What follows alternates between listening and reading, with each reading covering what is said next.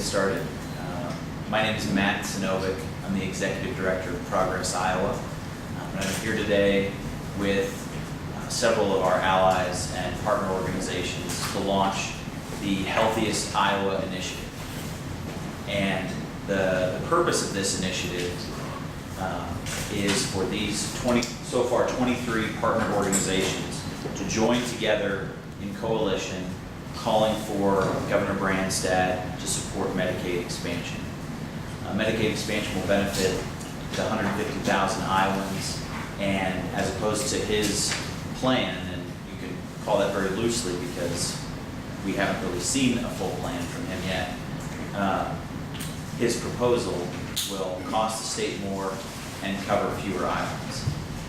And we're calling it the Healthiest Iowa Initiative because as opposed to his Healthy Iowa Plan or Healthiest State Initiative, the only way to have the healthiest Iowa is to expand Medicaid.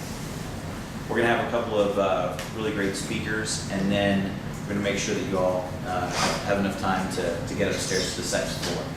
So right now I'm going to turn it over to Sue Dinsdale from Iowa Citizen Action Network, and then we'll hear from Jan Lau from the Iowa Alliance for Retired Americans, and then we'll hear from one particularly concerned Iowan, Justin Anderson. So now I'll turn it over to Sue. Thanks, Matt. So as Matt said, TerryCare is the governor's alternative to Medicaid expansion. And when he talks about the Healthiest State Initiative, we're not exactly sure what state he's talking about. It's obviously not Iowa, maybe Arizona or Texas or Ohio. We have joined with 23 plus organizations and hundreds of Iowans to agree that Iowa has the chance to approve a Medicaid expansion as part of Obamacare. We call on Governor Branstad to take this opportunity to help thousands of Iowans rather than pursue a plan that costs more, covers fewer, and has no guarantee of federal funding. There are no real reasons, only political rhetoric for failing to support Medicaid expansion in Iowa.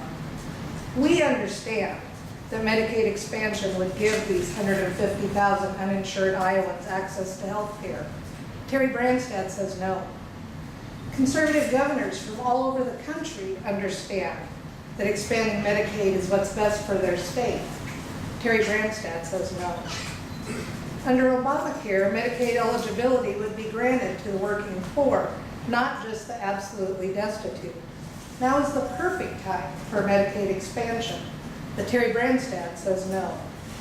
I don't know how he can in good conscience say to the disabled, the poor, the mentally ill, the addicted, sorry, we can't help you. Expanding Medicaid would put the poorest Americans on track for better, more cost-effective health care. It's fiscally responsible to expand Medicaid, but the governor says no. It's clear that Branstad's plan is more costly and considerably narrower than Medicaid expansion. The fact of the matter is that Medicaid expansion is simply a better policy than TerryCare.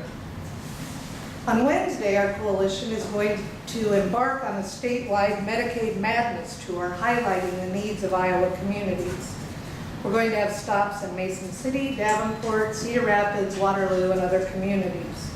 For information on that tour, you can go to the Healthiest Iowa, go to www.healthiestiowa.com. We would just like to tell Governor Branstad, don't opt for an inferior program that will be a disservice to Iowans. Say yes to Medicaid expansion. Thank you. Good morning. My name is Jan Lau, and I'm president of the Iowa Alliance for Retired Americans. The Iowa Alliance for Retired Americans supports Medicaid expansion. It really seems like a no-brainer. First of all, Medicaid expansion is good for the uninsured. It's hard to get healthy and stay healthy without insurance. The expansion covers those whose income is 133% of poverty or less, and that is $15,282 a year for one person. Most of those folks work, but they have jobs that pay low wages and no benefits. They can barely put food on the table and pay their rent, let alone pay high insurance premiums. Expansion would cover 150,000 Iowans, including those who are currently in Iowa Care, and they would be able to get their health care across the state rather than just in 2 places, Iowa City and Des Moines. Expanding Medicaid is good for the state budget. The federal government will pay 100% for the first 3 years and at least 90% thereafter. The expansion is already paid for through taxes and fees. We won't reduce our federal taxes if we don't take it. If we don't take it, other states will just be able to take advantage of what we don't take. The federal government pays about 60% of traditional Medicaid. The state is able to tap that 60% match for Iowa Care, even though it provides less coverage for the uninsured. Expanding Medicaid is good for the state economy. According to a recent report financed by the American Hospital Association, Iowa stands to gain thousands of jobs if it agrees to expand its Medicaid health insurance for the poor.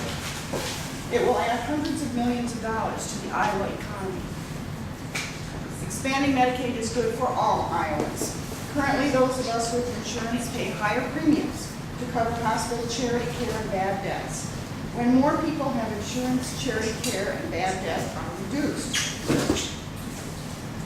When more people have insurance, they are more likely to go to a clinic for early care rather than wait until a situation becomes critical, or go to an emergency room, both of which are much more expensive options. Now, Governor Branstad would reject all that. His Healthy Iowa Plan, or Terry Care, as Sue said, covers only those 89,000 people who are up to 100% of poverty instead of 133%. 100% of poverty for one person is $11,490. And this would require the very poorest of the poor, who make half that, even 50% of the poverty level, that's $5,745 and below, to make a monthly contribution to what is in essence a health savings account. And they would have to pay deductibles and copays. They could receive a minimal bonus contribution from the state for healthy behaviors, but it's unclear what exactly is entailed in that and what exactly the upfront costs would be. The governor's plan would also require a waiver from the federal government, and it's unclear whether that would be granted. Even if it is, it would cost the state more. It would cover fewer people, provide fewer services than Medicaid. For example, mental health would not be covered. Instead, Governor Branstad says the counties can provide mental health coverage. And even though he claims his plan is better, it's a better deal because the federal government can't be trusted to help its promise, to keep its promise to fund Medicaid, he tells the counties to go apply to the federal government for assistance in funding. In fact, the federal government has kept its promise to fund Medicaid over the years. Federal Medicaid dollars make up about half of the $6 billion that the state gets from the federal government. But somehow the governor is not concerned about the rest of the $6 billion, only the part that would pay for Medicaid expansion for poor people. So here's the bottom line. Under the Branstad so-called Healthy Iowa Plan, we would pay more and get less. The Healthiest Iowa Plan would expand Medicaid. Most Iowans think, and the Iowa Alliance thinks, that this is the more sensible choice. Thank you.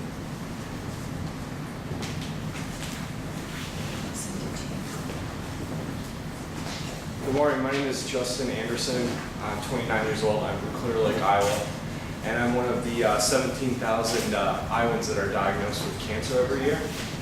And so a little bit about my story. Once I was diagnosed, unfortunately I had the illusion that I had health insurance before.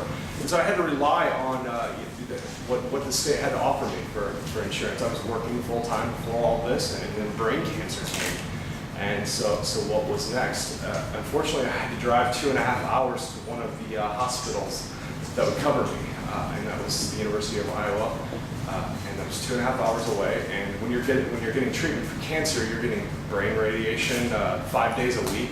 So drive 5 days a week to Iowa City and get radiation, or do I have to move to Iowa City and be away from my family and my friends in the most terrifying time of my life. I chose the latter, and I had to move to Iowa City and be away from my friends and family during the most terrifying time of my life. Luckily, I'm not one of the 6,400 people that will die of cancer this year. I'm doing all right.